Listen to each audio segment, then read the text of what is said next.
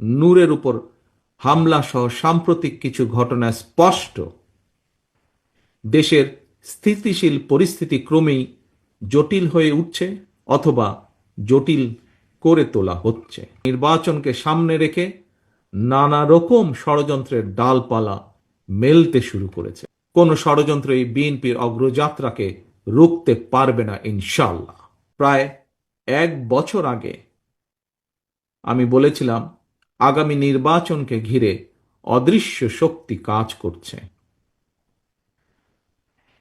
জনগণ লক্ষ্য করতে শুরু করেছেন নির্বাচনের মাধ্যমে জনগণের বাংলাদেশে জনগণের অধিকার প্রতিষ্ঠার সুযোগ বিনষ্ট করার ক্ষেত্রে প্রস্তুতে সেই অশুভ শক্তির অপতৎপরতা সাম্প্রতিক সময় ধীরে ধীরে দৃশ্যমান হয়ে উঠছে।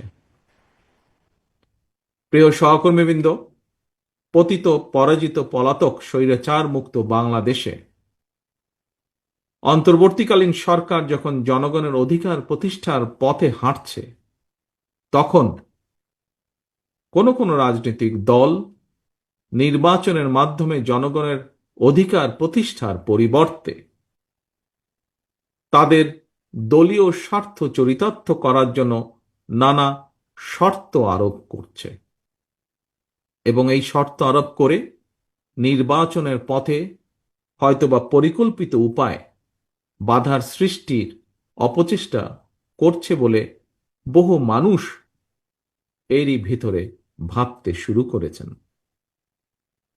প্রিয় সহকর্মীবৃন্দ, সম্মানিত নেতৃবৃন্দ, প্রথম থেকেই বিএনপি দ্রুততম সময়ের মধ্যে একটি নির্বাচনের দাবি জানিয়ে আসছিল। কারণ বিএনপি মনে করে আগে জনগণের রাজনৈতিক ক্ষমতায়ন প্রয়োজন। জনগণের সরাসরি ভোটে নির্বাচিত প্রতিনিধিদের নিয়ে গঠিত নির্বাচিত সরকার জনপ্রত্যাশা পূরণে যদি ব্যর্থ হয়, তাহলে পরবর্তী নির্বাচনে জনগণ ভোটের মাধ্যমে সরকার পরিবর্তনের সুযোগ পাবে, যা গণতান্ত্রিক বিশ্বে প্র্যাকটিস করা হয়ে থাকে। তবে এই সরকারের কাছে অবশ্যই একটি দক্ষ এবং জবাবদিহিমূলক রাজনৈতিক সরকারের মতন পারফরম্যান্স আশা করা কোনো যৌক্তিক কারণ আছে বলে আমি মনে করি না। সঙ্গত কারণেই অন্তর্বর্তীকালীন সরকার যত বেশি দিন ক্ষমতায় থাকবে, তাদের দুর্বলতাও তত বেশি দৃশ্যমান হতে থাকবে। বিভিন্ন পরিস্থিতি সামাল দেওয়ার ক্ষেত্রে অন্তর্বর্তীকালীন সরকারের দুর্বলতা যত বেশি প্রতীয়মান হবে, জুলাই গণ অভ্যুত্থান বিরোধী অপশক্তি 5ই আগস্ট নিয়ে তত বেশি বিভ্রান্তি সৃষ্টির সুযোগ পাবে। ফ্যাসিবাদ বিরোধী আন্দোলনে আমাদের রাজপথের সহযোদ্ধা গণপরিষদ সভাপতি নুরুল হক নূরের উপর হামলা সহ সাম্প্রতিক কিছু ঘটনা স্পষ্ট দেশের স্থিতিশীল পরিস্থিতি ক্রমেই জটিল হয়ে উঠছে অথবা জটিল করে তোলা হচ্ছে।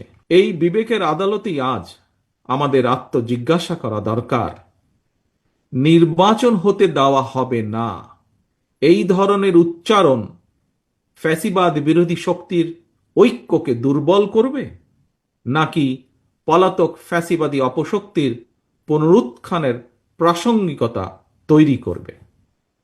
অতএব এখনো সময় আছে, আমাদের সতর্ক হওয়া দরকার। পরাজিত পলাতক অপশক্তি কিন্তু সুযোগের অপেক্ষায় ওত পেতে রয়েছে। প্রিয় সহকর্মীবৃন্দ, প্রিয় ভাই বোনেরা, পলাতক স্বৈরাচারের মতন বিএনপির বিজয় ঠেকানোর অপরাজনীতির পরিবর্তে আসুন আগে নির্বাচনের মাধ্যমে বাংলাদেশে জনগণের কাছে দায়বদ্ধ সরকার গঠন করি সকলে মিলে। এরপর রাজনৈতিক দলগুলোর আরো সকল যৌক্তিক দাবিগুলোর সমাধানের পথ খুঁজি আমরা। আমাদের সকলকে সতর্ক থাকতে হবে। আসন্ন জাতীয় নির্বাচনকে সামনে রেখে নানা রকম ষড়যন্ত্রের ডালপালা মেলতে শুরু করেছে। তবে জনগণের সঙ্গে সম্পর্ক থাকলে আমরা বিশ্বাস করি কোন ষড়যন্ত্র এই বিএনপির অগ্রযাত্রাকে রুখতে পারবে না ইনশাআল্লাহ।